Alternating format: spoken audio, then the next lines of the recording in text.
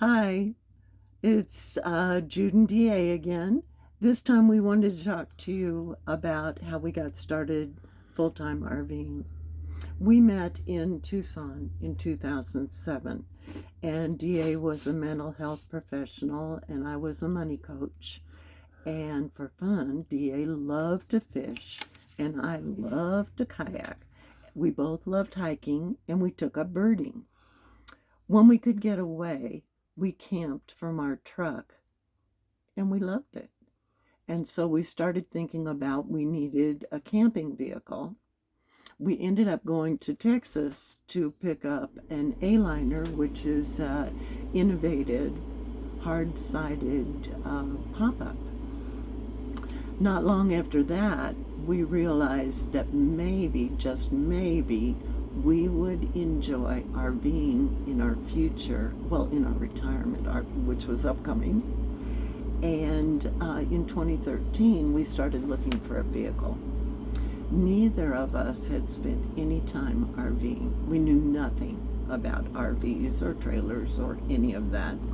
But we did a little research and we determined that probably for us, the coach would be the best bet because we wanted to, at some point, have a fishing boat. And if we did that, then we could tow that with our truck separate from the RV.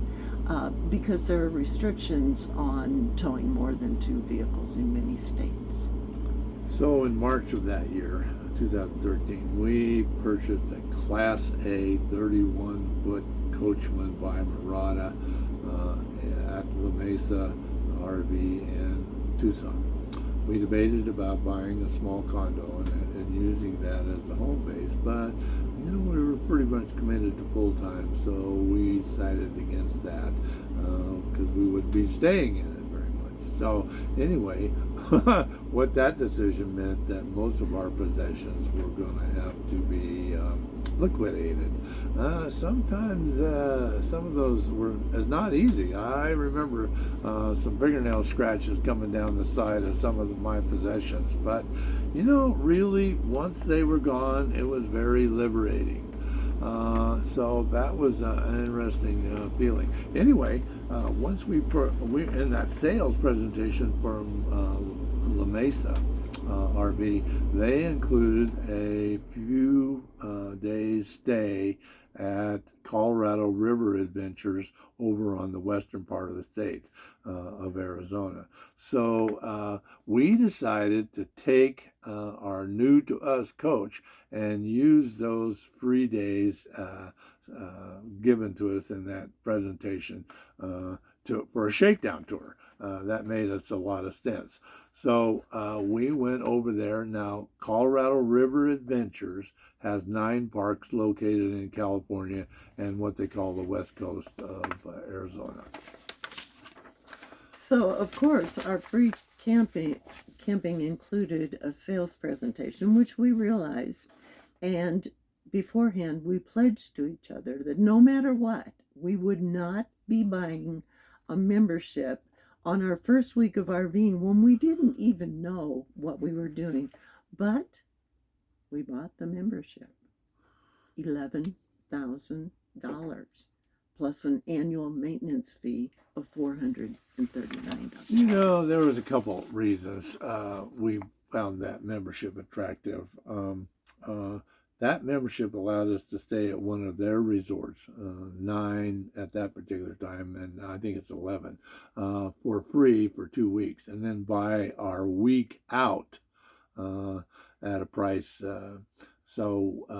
Now that price increased every year with their plan, but we could essentially stay in one park as long as we wanted. That meant we could use the CRA resort as a home base in case we wanted to be in an area for an extended period of time.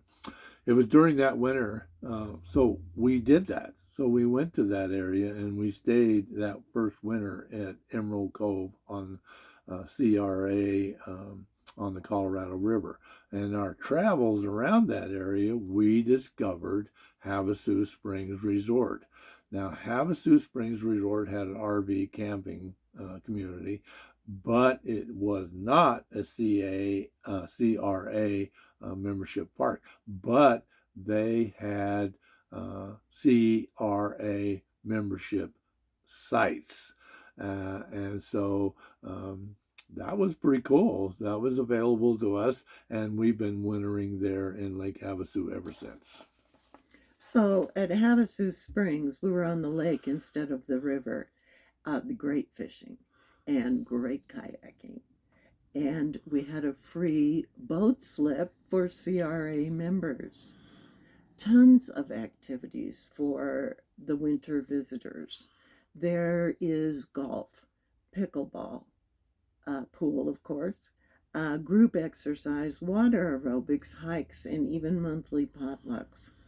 It's located next to the Bill Williams River National Wildlife Refuge, and we went there and fell in love and started volunteering with their friends group for various activities on the two refuges on Lake Havasu. In 2018, we upgraded our CRA membership for another $4,000, which gave us 3 weeks instead of two each month. The upgrade also allowed us to make reservations 4 months in advance instead of three, and froze our maintenance fee at the original cost of $439, which had been going up every year. So, over one of the many things that changed with the CRA membership, and it may not be attractive to us now as it was in 2013, but we surely have gotten our value out of this membership. A couple of years ago, Havasu Springs increased that, started a policy that we would have to pay for electricity. We found that to be non-problematic, and so our total bill for November through April was $596 for the site and $864 for electricity.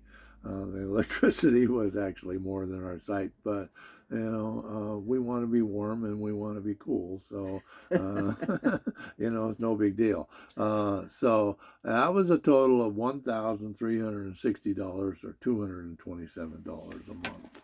Can you imagine? Where in the world could you find space rental for that, plus all the amenities we had there?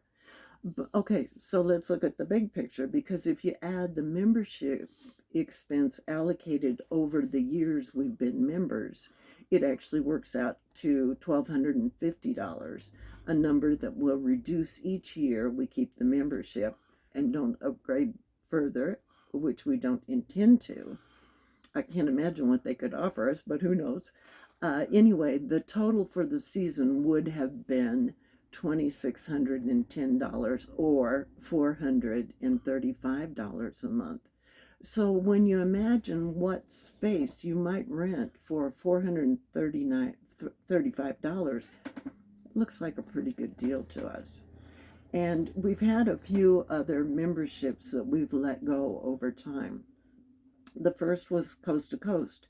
The first year of the Coast to Coast membership was actually included with our CRA membership. We didn't use it much, but when we did, we didn't like the restrictions. There were 3 classes of membership, and so for 1, 2, or 3 weeks, you could not buy an additional week. And truly, once we've landed somewhere, we wouldn't mind that when we were traveling, only staying a week. But once we've landed somewhere, we would like to stay a month at least to get a feel for the area. So the parks weren't necessarily convenient to where we were when we were the first couple of years when we were doing our big tours of the country. Another was Passport. People rave about Passport, but because we have our business in the winter, we never travel in the winter, seldom travel in the winter. So we're looking for a place in the summer, which at most Passport resorts is considered peak. And in peak season, you don't get the discount. It's a 50% discount, so it's dramatic. But we never could find a park where we could take advantage of it, so we let that one go. Then there were two that we kept. Of course, Good Sam. You must have Good Sam, if not only for the 5-cent discount that you get at Flying J or Pilot. They also have that great directory of online directory of parks so that you can find maybe where you're going to be going next. The other one we kept is Escapees, and I hadn't really thought about that until I was preparing for this.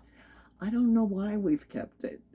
Um, we've only stayed in one park one time in all these years, and if we could find an escapee park where we wanted to spend the summers, that would be great.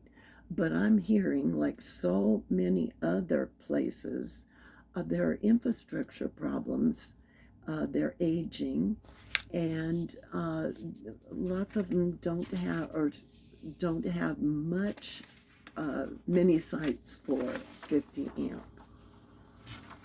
So we stay at Havasu Springs Resort, located on the summer. So having my fishing guide business work out of that resort is a pretty real blessing. Sunrises every morning, and my commute to the office is about 2 minutes. We'd love to hear your thoughts about all this, and we'll catch you next time. Thank you.